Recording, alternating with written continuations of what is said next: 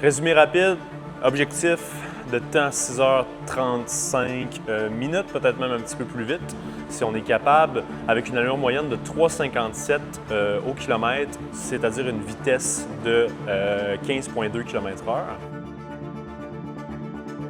Fait que, protocole aujourd'hui, test de lactate, on fait des paliers de 4 minutes à vitesse progressive.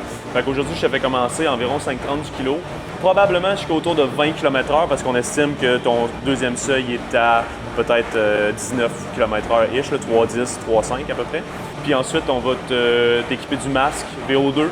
Puis on va te faire un test de VO2 max pour déterminer c'est quoi ton VO2, justement. Après ça, comparer tes données à ce que la théorie nous donne pour voir si ton profil peut correspondre à faire un 100 km en 6h35.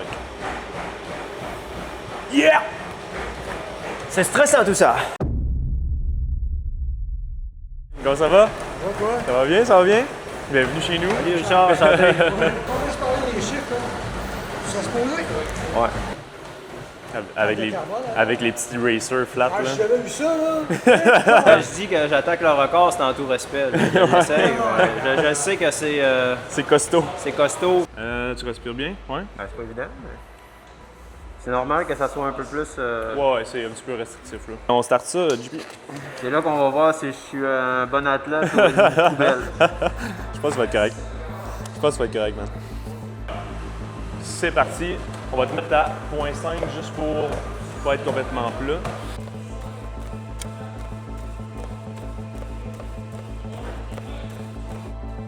La donnée la plus basse que j'ai jamais vue. Puis à ce niveau-là, je te la donne même pas parce que je suis pas sûr que la machine est capable de se rendre en bas de 0.5.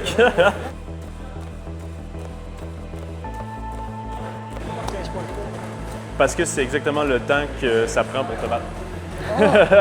Fait que là, on le met à 8 minutes. On fait un double palier à 15,3 km/h, c'est-à-dire exactement le pace que ça nous prend pour battre le record de Richard. Théoriquement, le 100 kg, on essaie de le courir autour du seuil aérobique. Donc, le seuil aérobique, c'est quoi? C'est un état encore de stabilité au niveau du lactate. Puis on veut voir s'il a déjà passé son seuil aérobique ou s'il est encore là. Puis les meilleurs au monde vont vraiment viser cette donnée-là pour courir la majorité de leurs 100 kg. Fait que c'est sûr qu'à la fin, il va y avoir une dérive, tu vas augmenter ton lactate, tes fréquences cardiaques vont booster aussi. Mais idéalement, tu veux rester 75%, 70% de ta course dans ce stade-là, justement pour que ça soit optimal, mettons. Ben, jusqu'ici, j'ai jamais vu des lactates aussi bas de ma vie, fait que c'est quand même bon. C'est quand même bon.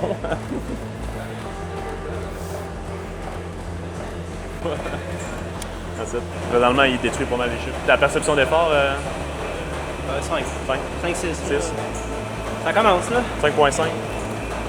Ouais. Mais là, il a monté à 2, fait que tu vois, son deuxième seuil, il était là.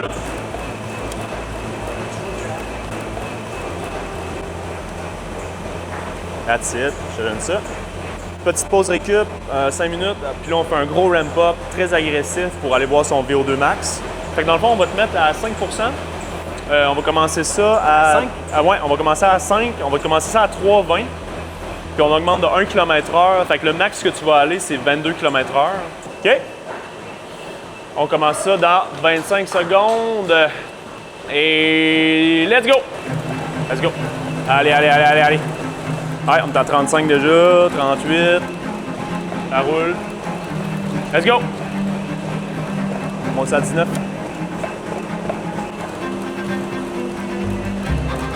Ouais, ça va, let's go! On monte ça. Allez!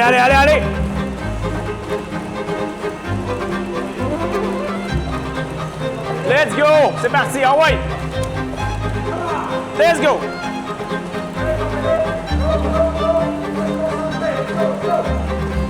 Allez! Ah ouais, on continue, man. T'es capable. Ah ouais, on respire. Allez! Let's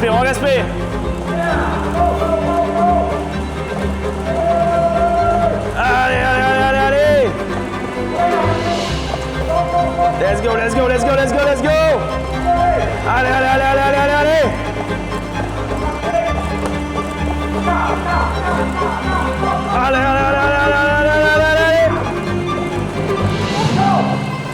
Let's go, let's go, let's go! That's it, man. Good job. On arrête ça là. 187. Woo! 21,7. Comment?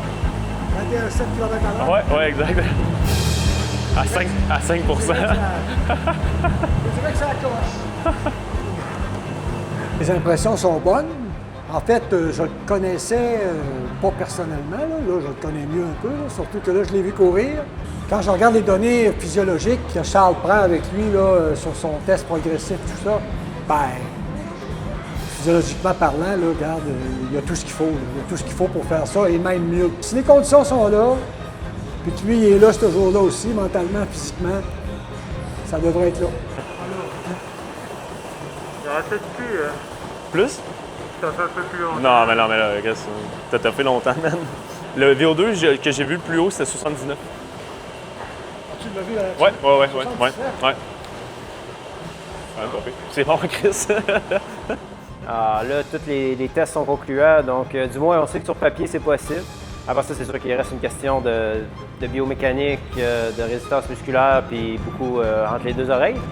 Mais c'est vraiment intéressant, là, au moins, de savoir que la science est avec moi.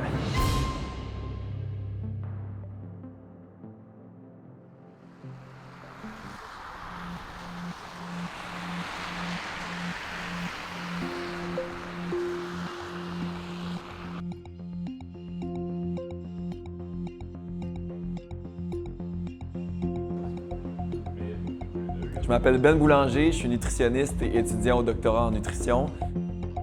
Fait que là, les boys, c'est quoi votre stratégie nutritionnelle pour le sang?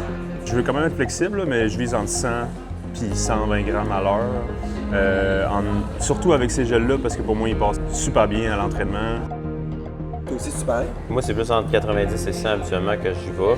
Je vais utiliser les Morten, peut-être utiliser le format 100, qui a un petit peu moins de... 25 c'est 25 grammes grammes, possible, fait que j'en prendrais 2 à l'heure, on est à 50, plus un 700 ml de Upica Endurance avec du Core Boost. Puis il y a quoi dans le pain normal, un boost? Ouais. Fait que 50. Dernière très longue spécifique pour Jimmy. Puis on fait un 60 kg environ de total. On est 5 semaines avant l'événement. On fait 5 fois 10 km à pace estimée qu'on veut que tu fasses le 100 km, fait qu'environ 3,50, 3,55. Si tu te sens bien, tu peux aller un petit peu plus vite. Le but, c'est de tester tous les souliers, la nutrition, puis tous les trucs autour de ça. Let's go!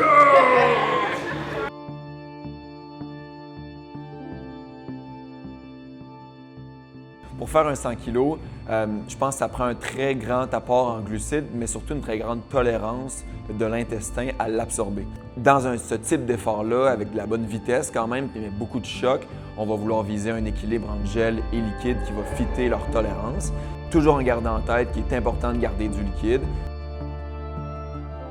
Les pires scénarios qui pourraient arriver, ça serait d'avoir un moment où la nutrition rentre plus. Ça peut toujours arriver dans des ultras ou dans des efforts de longue distance. Là, on parle d'un effort sur route à haute vitesse. Notre temps est compté à partir du moment où la nutrition rentrera plus. Puis c'est comme un chronomètre qui s'enclenche. Il y a des possibilités qu'on arrive au bout de ce timer-là puis que ce soit la nutrition qui a fait qu'on n'a pas réussi à se rendre au bout.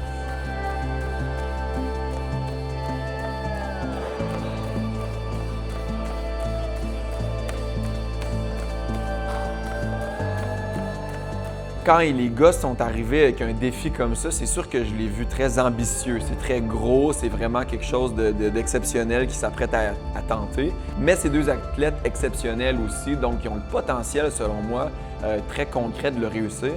C'est pas parce qu'on a le potentiel de réussir quelque chose que ça va arriver le jour J nécessairement. Il y a beaucoup d'étoiles, entre guillemets, qui doivent s'aligner. Il y a une coupe d'étoiles qu'on a le contrôle dessus. C'est ce qu'on fait aujourd'hui, c'est ce qu'ils font aussi aujourd'hui. Mais on n'est vraiment pas à l'abri de mauvaises sensations ou que notre corps ne réagisse pas comme on le veut. Puis quand on s'attaque à des défis très ambitieux, la marge d'erreur devient de plus en plus petite. Puis selon moi, ce record-là, la marge d'erreur, elle est très mince.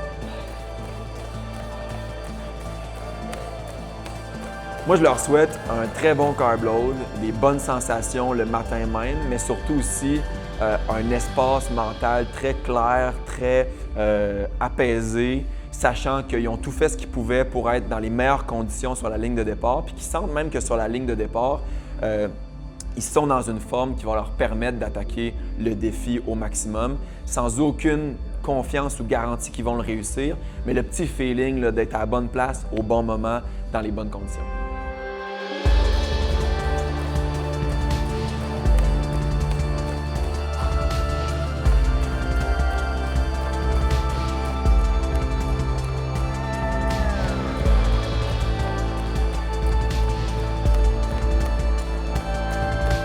La semaine passée, j'ai fait un training de 60 kg comme aujourd'hui, mais dans mon sous-sol.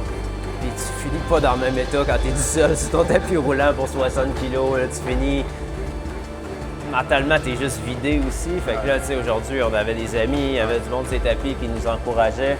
Fait que c'est sûr que tu sais, tu finis vidé physiquement, mais mentalement, tu repars plus sain d'esprit. Vegas! On va à Vegas, baby! Baby!